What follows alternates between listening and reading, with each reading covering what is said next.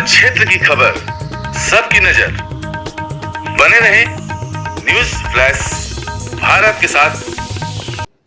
Congress party ने मनरेगा का नाम बदलकर जी रामजी किए जाने के प्रस्ताव का विरोध तेज कर दिया है।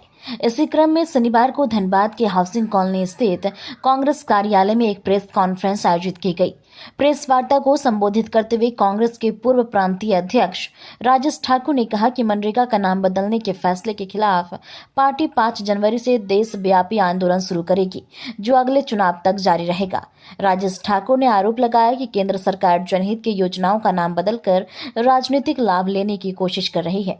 उन्होंने कहा कि महात्मा गांधी के नाम से जुड़ी मनरेगा योजना से कांग्रेस का भावनात्मक और वैचारिक जुड़ाव है और उसका नाम बदलना पार्टी को स्वीकार नहीं।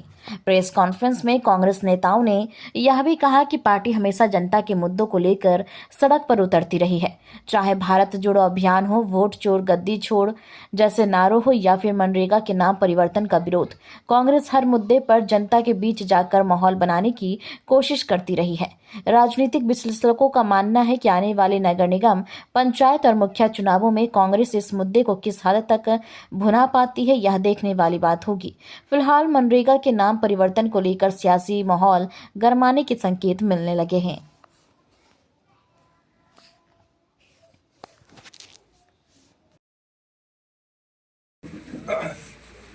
सबसे पहले जितने भी हमारे पत्रकार बंधु धनबाद जिला कांग्रेस मुख्यालय में यहाँ पे आए हैं, सबको नव वर्ष की बहुत बहुत शुभकामनाएं।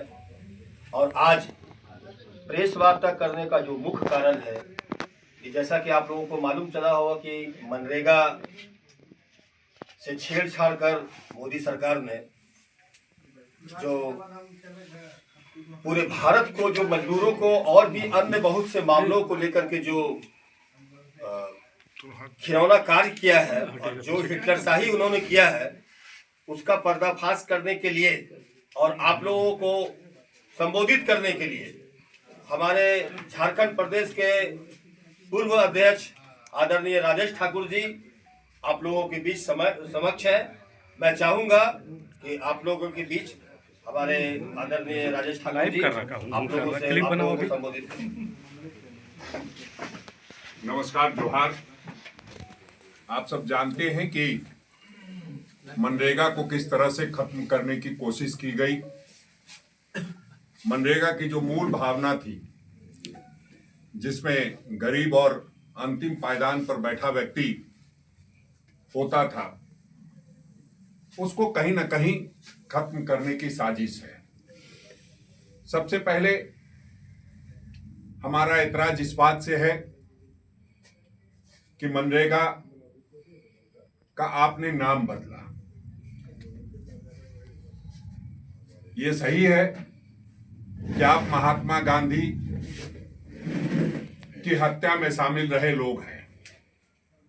आरएसएस ने महात्मा गांधी की हत्या की, भारतीय जनता पार्टी महात्मा गांधी के विचारों का कत्ल कर रही है। तो ऐसे में हम चुप बैठे रहे, ये कतई हो नहीं सकता। और कांग्रेस पार्टी ने इस बात का बीड़ा उठाया है कि जो हमने पलायन को रोकने के लिए, बेरोजगारी को खत्म करने के लिए एक हथियार दिया था मनरेगा के रूप में, उसके ना तो नाम से छेड़छाड़ होने देंगे और न ही उसके स्वरूप से छेड़छाड़ होने देंगे। और इसलिए हम लोगों ने पूरे भारतवर्ष में इस पर आंदोलन की घोषणा की है। 5 जनवरी से हम लोग इसके विरोध में प्रदर्शन, धरना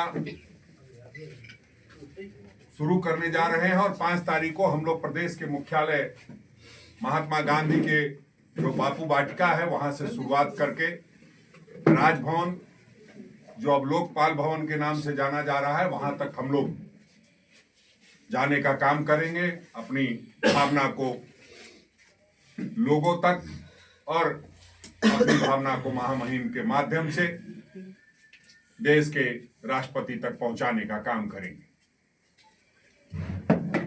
आप सब जानते हैं कि भारतीय जनता पार्टी की सरकार पिछले 11 वर्षों से है।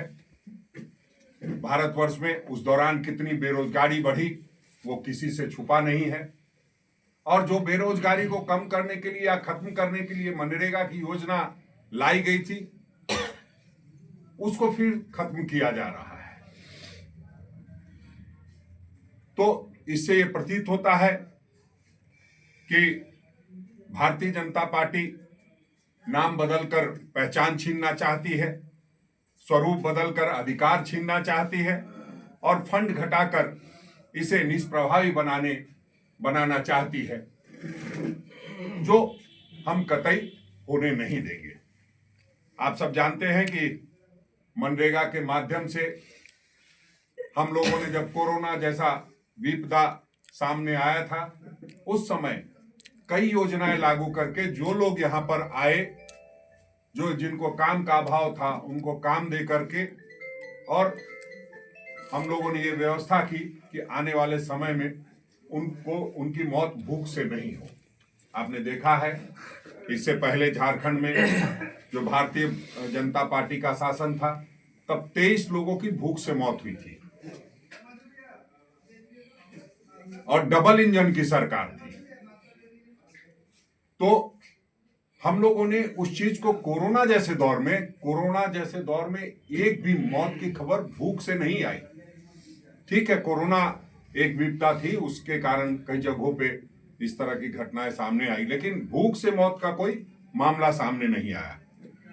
तो हम लोग इसी बात को लेकर के 5 तारीख से अगले जो लोकसभा चुनाव आए तब तक, जब तक सरकार नहीं बदल जाए, तब तक इस अभियान को जारी रखेंगे।